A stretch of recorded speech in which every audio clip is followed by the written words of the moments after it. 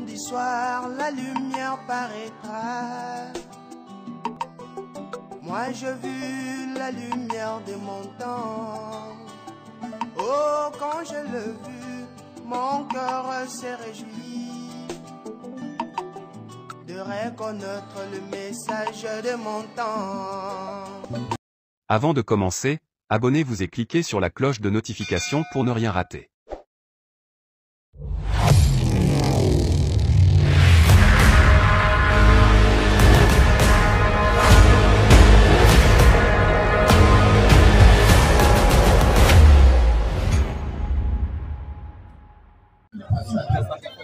Allô. En fait, j'aimerais savoir encore, quand vous prêchez, vous dites non, la femme n'a pas le droit de prêcher. Il y a les femmes, il y a le nom des femmes qui sont dans la Bible, comme Ruth, Déborah. Pourquoi vous dites que non, la femme n'a pas le droit de prêcher? Que ces dames, quel est le nom dans la Bible? D'accord, que Dieu te bénisse, mon bien-aimé frère.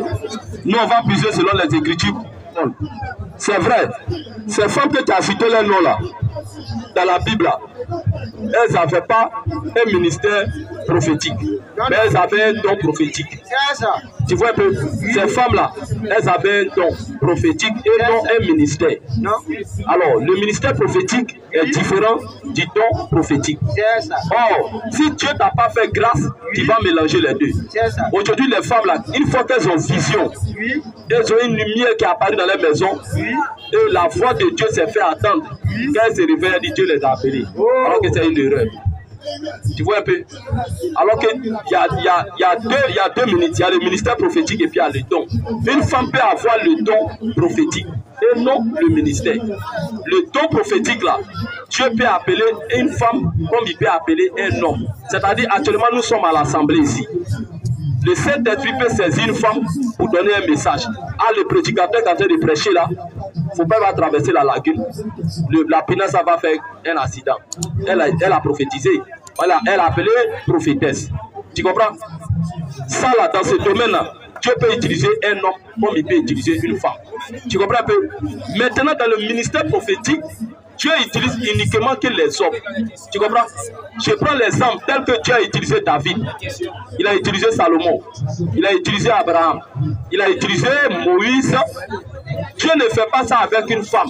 Alors que le ministère prophétique là est rattaché à l'enseignement, au baptême. C'est pourquoi dans la Bible tu ne verras jamais une femme a baptisé quelqu'un. Jamais. Une femme, aujourd'hui les femmes qui baptisent là, une femme t'a baptisé, tu as pris une malédiction. Tu comprends un peu? C'est pourquoi dans la Bible, tu ne verras jamais ça. Or, le ministère prophétique là, Dieu utilise uniquement que les hommes. C'est pourquoi quand Jésus est descendu sur terre, parmi ses 12 disciples là, il a pris que des hommes. Il n'a pas pris femme dedans. C'est les hommes seulement qu'il a choisi. Parce que le ministère là est appelé à conduire le peuple d'un point A à un point B. Tu comprends? Or, le don là, ça se manifeste à l'église. Dieu peut utiliser une femme comme il peut utiliser un homme. Tu comprends? Alors, mon frère, Romains 12, 26 à 7. 26 à 7. Nous avons des dons différents. On a des dons différents. Selon la grâce qui nous a été accordée. Que celui qui a le don de prophétie. Alors, dit frère. Les aises. Selon l'analogie de la foi. Que celui qui a appelé au ministère là. S'attache à son ministère. Tu vois, il y a le ministère et puis il y a le don. Tu comprends? Aujourd'hui, les femmes là, c'est qui les dons? C'est que c'est quand elles ont un don, elles disent Dieu m'a appelé. Et elles commencent à prendre la Bible là, elles commencent à sortir maintenant. Mon frère, Jésus t'aime. Elle voit un Kakou Philippe, elle dit Jésus t'aime. Tout a dit que Jésus aime les disciples de Kakou Philippe. Un Kakoulis de Jésus ne l'aime pas. Un Kakoulis c'est un envoyé de Satan. Il meurt, il va l'enfer. Parce que c'est un fils du diable. Tu comprends un peu? Dieu n'a jamais donné le ministère. 1 Corinthiens 14. 1 Corinthiens 14, verset 33. Car Dieu, déjà, il commence le verset par. Il censure le désordre. Dieu n'est pas un Dieu de désordre, mais de paix. Comme dans toutes les églises de saints, que les femmes, tu vois, comme dans toutes les églises des saints. Quand on dit une église des saints, c'est-à-dire tous ceux qui sont dans l'église, ils ont le Saint-Esprit en eux. Ils ont le baptême du Saint-Esprit. C'est ceux-là que la Bible appelle l'église des saints. S'ils n'ont pas le Saint-Esprit, ce n'est pas une église des saints. Mais s'ils profèrent le nom de Jésus, c'est des possédés, tous ils meurent dans les voies à l'enfer. Donc comme dans toutes les églises des saints. Alors, attention. Si les femmes doivent se taire dans les assemblées, l'enseignement doit revenir à qui? C'est aux hommes. Que les femmes se taisent dans les assemblées. Alors du frère, car il dit, il ne leur est pas permis d'y parler. Alors du frère, que la femme soit soumise, elle soit soumise. Selon que le Dieu aussi, il nous ramène dans l'Ancien Testament. Dans l'Ancien Testament, il y avait ce qu'on appelle la sacrificature. Et la sacrificature était remplie uniquement que des hommes. L'Ancien Testament, il y avait les sacrificateurs. Les sacrificateurs, c'est eux qui recueillaient les sacrifices du peuple. Parce qu'en ce temps, on tuait les animaux pour le pardon des péchés. Donc c'était les hommes qui étaient dans la sacrificature, qui exerçaient cette sacrificature. C'est eux qui recueillaient le sacrifice du peuple pour rentrer dans les lieux très saints pour aller offrir à Dieu. C'est pourquoi il nous dit, comme le Dieu aussi, la loi, il nous ramène dans la loi. Or, la sacrificature était l'image des pasteurs aujourd'hui. L'Ancien Testament, c'était l'ombre. On peut lire ça. C'était l'ombre. Et le Nouveau Testament est la réalité. Tu comprends? Allons-y, frère. Nom 3. Verset 1er. Voici la postérité d'Aaron et de Moïse. Au temps où l'Éternel parlait à Moïse sur la montagne de Sinaï. Voici les noms des fils d'Aaron, Nadab, le premier-né, Abihu, Itama. Et allons-y, frère, tu vois un peu. Ce sont là les noms des fils d'Aaron. C'est eux qui ont reçu l'onction comme sacrificateurs. C'est eux qui ont été consacrés. Tu vois, il n'y avait pas de femmes dedans. Donc, il dit comme le Dieu aussi, la loi. Donc, dans la loi, ça n'existait pas. Allons-y, frère, ici. Verset 35. Maintenant, la Bible dit, si la femme veut s'instruire sur quelque chose, c'est-à-dire à l'église, si elle a entendu la prédication, qu'elle n'a pas bien compris, n'a pas bien saisi, la Bible l'amène à une distance kilométrique même de l'église. Elle doit interroger son mari à la maison. Allons-y, frère, car la Bible c'est mauvais. Il est malséant à une femme de parler dans l'église.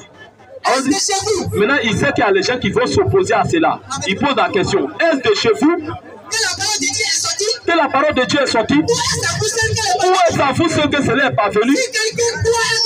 Si quelqu'un croit être prophète ou inspiré, c'est-à-dire un prophète venu de Dieu et qui pense qu'il a le Saint-Esprit, qui connaît ça, que ce que Jésus écrit là, il dit c'est un commandement, c'est un commandement, c'est un commandement du Seigneur. Alors, il s'en lave les mains. Si quelqu'un l'ignore, vous pouvez l'en faire aussi. C'est une grande cité qui a besoin de citoyens, des habitants. Tu vois un peu? Donc, on va laisser un peu. C'est Paul qui a dit ça. Mais il dit c'est un commandement du Seigneur. Comment?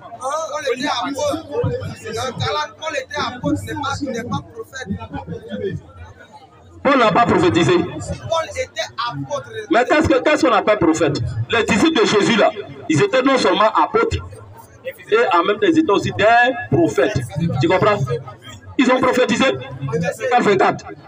Matthieu 24, 24. Et puis l'autre me prend aussi acte 19, verset, acte 20, verset. Matthieu 24. Allons-y. Verset 24. Allons-y, frère. Allons-y. Car il s'élèvera de faux Christ. Tu vois, c'est une prophétie. Il parle ça dans le futur. C'est une prophétie. Un homme qui prophétise, il est qui? C'est un prophète. Non seulement qu'ils étaient apôtres, enseignants de la parole, en même temps ils étaient aussi des prophètes.